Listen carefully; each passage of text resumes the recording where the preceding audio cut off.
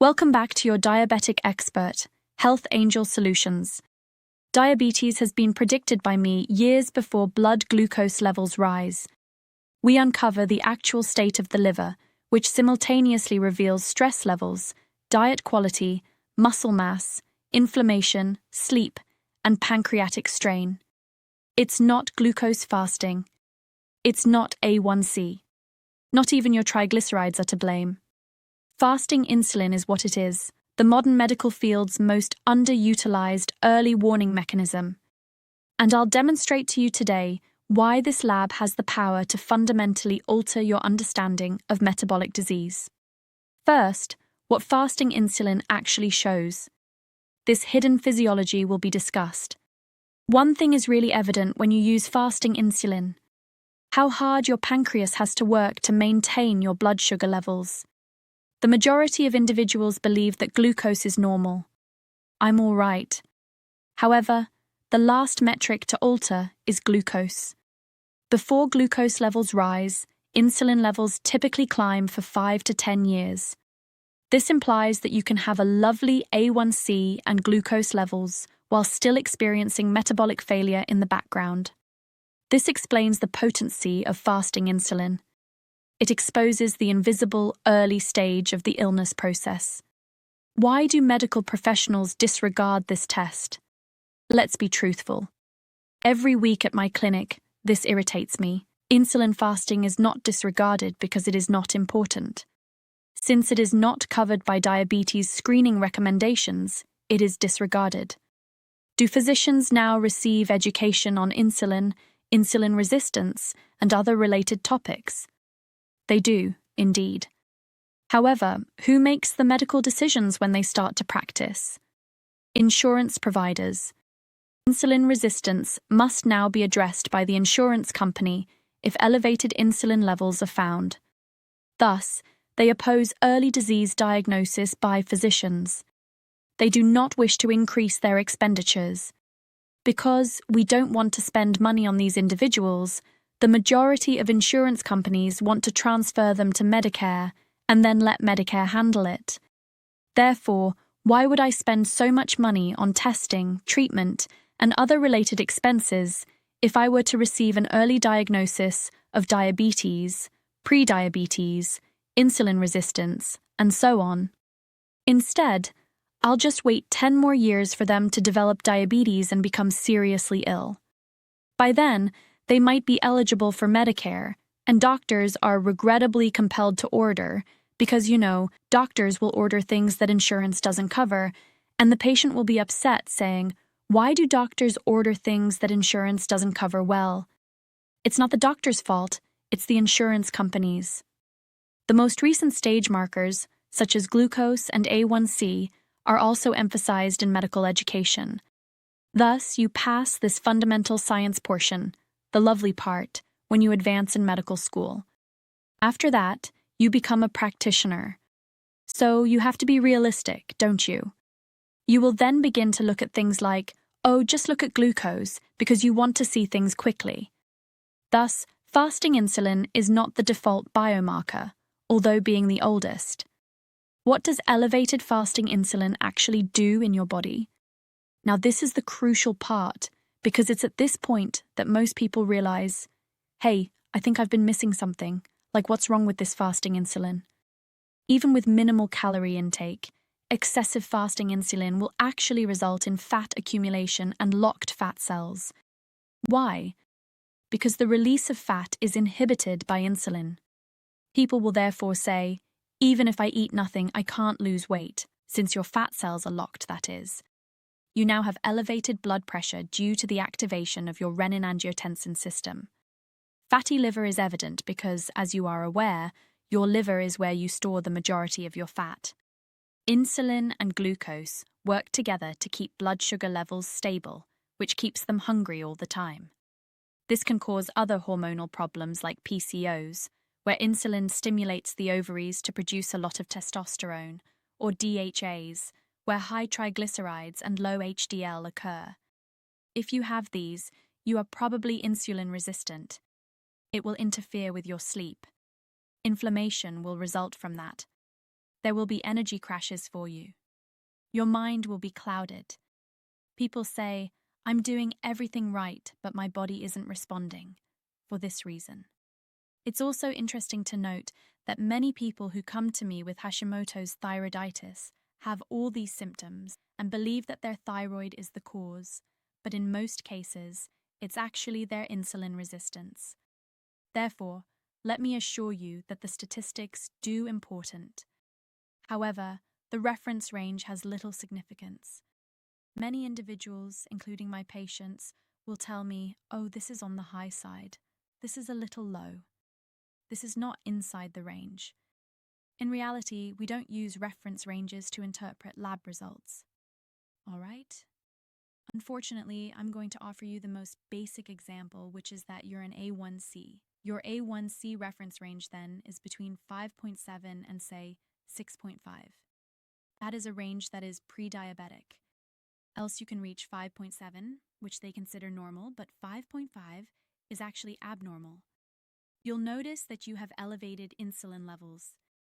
Therefore, when I inform them that their levels are abnormal, we tell them that insulin levels up to 24 are typical in fasting labs, and that an insulin level of 14 on an IR score is abnormal. What do you mean? They ask. It's normal and it's normal reference range, but it's not really how it works. Because everything is related to one another, such as how your insulin and glucose levels are, you can compare them to each other while also knowing that your metabolic damage begins around 7 or 8 insulin levels. This is the only range that really matters. I'll say that it's pretty ideal if your fasting insulin is between 2 and 6. You may have early insulin resistance between the ages of 7 and 12, and between 13 and 20, it is fairly entrenched. Having insulin resistance at age 20, you have a high level of pancreatic strain by the time you are either outside the reference range or in the positive range of the reference. Now, these figures are much more predictive of metabolic disease than your A1C or glucose levels. Why, then, is insulin plus glucose a metabolic lie detector? This combination, however, is magical since it reveals the truth at once. The majority of doctors are fooled by these trends. Pattern A will appear as elevated insulin and normal glucose. Glucose, for instance, is 90 mg/mol/dL. Insulin is 19. That's insulin resistance and heat. The pancreas is working too hard. Only because insulin is high is glucose normal. Pattern B now consists of low insulin and high glucose. Insulin, for instance, is 4 while glucose is 112. That isn't actually insulin resistance, though. It might be a low-carb stress reaction. That occasionally occurs, for instance, if you are following a ketogenic diet. It's a stress reaction, you know. Your insulin won't decrease as much, especially if you're following a carnivorous diet. This is because most people who follow a carnivorous diet mistakenly believe they're following a ketogenic diet, which might elevate insulin levels or produce early pancreas exhaustion.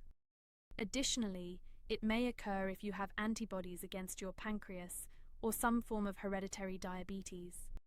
Additionally, pattern C is low. For example, insulin is 3 and glucose is 82, which is excellent. We refer to that as metabolic flexibility. Additionally, pattern D indicates that you have advanced metabolic dysfunction because they are both elevated. There is a considerable degree of pancreatic overload, and fed liver is probably present. Because it allows you to accurately assess glucose rather than speculating, fasting insulin is extremely helpful. Insulin and triglycerides combined with fasting is a metabolic X-ray. Since triglycerides are part of your total cholesterol, they convey the story more quickly than cholesterol ever would. However, triglycerides provide a wealth of information. The majority of people don't worry that their triglycerides are high when they look at their total cholesterol. Therefore, if your triglycerides are higher than 100, you must be overweight or thin. Metabolic dysfunction occurs when fasting insulin levels are high, regardless of body weight, for a period. What other people think doesn't matter to me. The real-world indicators of fasting include elevated insulin. People with high fasting insulin levels frequently experience hunger quickly after meals and continue to feel hungry 2 hours later. Cravings for carbs, weight loss challenges. After eating, they are exhausted. They have the want to fall asleep. In the afternoon, they slump, have very little energy, and are developing belly fat. Anger.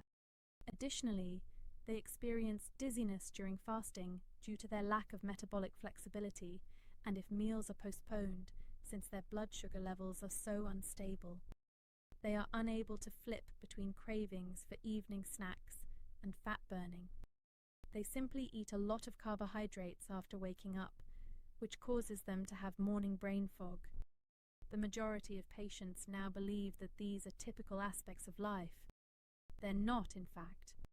For you, these are metabolic signals. Then, how may fasting insulin be decreased?